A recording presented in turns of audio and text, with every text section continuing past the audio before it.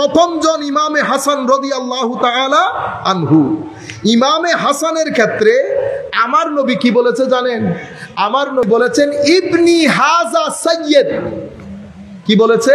আমার এই সন্তান সৈয়দ। সৈয়দ মানে আমরা সৈয়দ বলি বাংলাতে, এটার অর্থ আমরা কি করি? সৈয়দ মানি সর্দার, সৈয়দ মানি সর্দার। মনে রাখবেন আরবির মধ্যে সৈয়দ কবিলা আছে না, গোত্র, বাড়ির নেতা হইতে পারে, জাতীয় সর্দারও হইতে পারে। কৌমের সর্দার সৈয়দ মানি সর্দার। সৈয়দ সর্দার কখন হয়?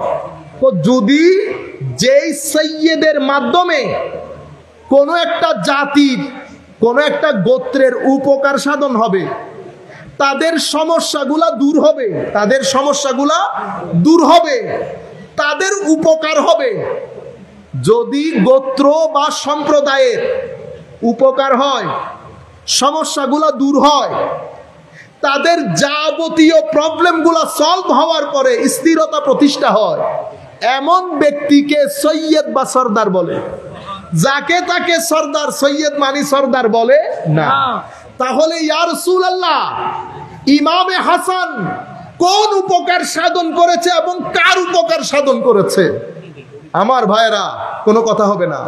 আমার ভাইরা, হযরত আলী কাররামাল্লাহু ওয়াজহাহুল কারীম উনি ক্ষমতায় আসার পরে, উম্মতে মুসলিমার মানে খেলাফতে আসার পরে, যেটাকে আমরা বলি ডিভাইন ডেমোক্রেসি, ঐশী গণতন্ত্র। ঐশী একটা হচ্ছে ইউরোপিয়ান ডেমোক্রেসি, আর একটা ডিভাইন ডেমোক্রেসি। ইউরোপিয়ান ডেমোক্রেসি এটা মানুষের ব্রেইন দিয়ে চলে, মানুষের ব্রেইন দিয়ে চলে। ডিভাইন ডেমোক্রেসি আল্লাহ এবং রসুলের বাণী অতঃপর ব্রেইন, এই দুইটা দিয়ে চলে। আপনারা বুঝতে পেরেছেন? তো আমার আলী রাদিয়াল্লাহু তাআলা আনহুর সময়কালে উম্মতে মুসলিমার রাজনৈতিক সংকট দেখা দেয়। সেই রাজনৈতিক সংকটের মধ্যে অপরপক্ষে হযরতে মুয়াবিয়া রাদিয়াল্লাহু তাআলা আনহু ছিলেন। হযরত আলী কাররামাল্লাহু ওয়াজহাহুল কারীমের শাহাদাতের পরে পরিস্থিতি, খেলাফতের দায়িত্ব আসে ইমাম হাসান আলাইহিস সালামের কাছে। আমি আপনাদেরকে বিনয়ের সাথে অনুরোধ করব, আলাইহিস সালাম বলাতে আবার আপনারা অন্য কিছু মনে করিয়েন না।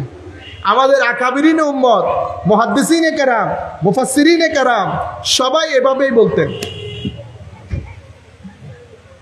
হযরতে ইমামে হাসান আলাইহিস সালাম পর্যন্ত আসেন, উনিও খলিফায়ে রাশেদার অন্তর্গত। এই সমস্যা আরো প্রকট আকার ধারণ করে। ডেডলক বলে না, ডেডলক মানে সমাধানের কোনো গত্যন্তর নাই। ইমামে হাসান আলাইহিস সালাম যদি একটু উল্টে যায়, তাইলে উম্মতে মুসলিমার মধ্যে প্রত্যেক দিন মানুষ কাটা পড়বে, রক্তের বন্যা বইবে।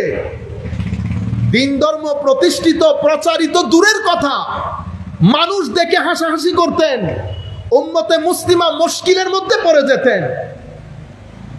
ডেডলক এমন ভাবে তৈরি হয়েছে, আমার নবী আগ থেকে ঘোষণা দিয়েছেন ইবনি হাজা সৈয়দ, আমার এই ছেলে সৈয়দ, তার মাধ্যমে আমার উম্মতের উপকার সাধন হবে।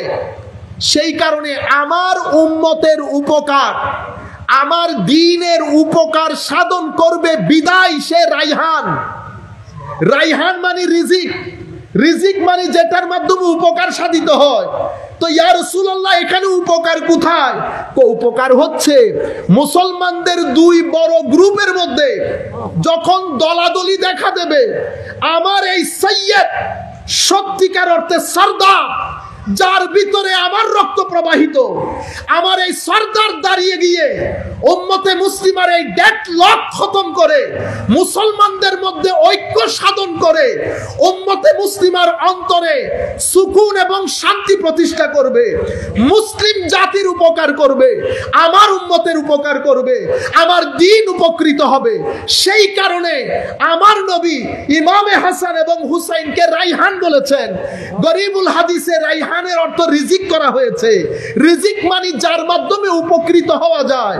আমার নবীর এই আজিম নাতির মাধ্যমে উপকৃত হয়েছেন বা হবেন বিদায় আমার নবী ইমামে হাসানকে রায়হান বলে রিজিক উপাধি দিয়েছে।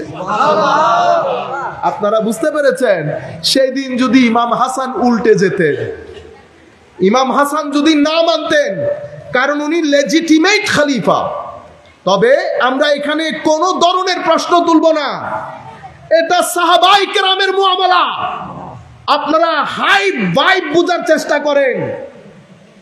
মীর মুআবিয়া তো আমির মুআবিয়া রাদিয়াল্লাহু আনহু, যেই ব্যক্তি এক সেকেন্ডের জন্য আমার নবীকে দেখেছেন, আমার নবীর সুগন্ধি যার নাকে এক সেকেন্ডের জন্য লেগেছে, সেই ব্যক্তি ঘোড়া দৌড়ানোর সময় দুলি যেটা উড়ে, সেই দুলিও একজন গৌস কুতুবের চেয়ে উপরে। কি করেন আপনারা? আমরা চুপ থাকবো?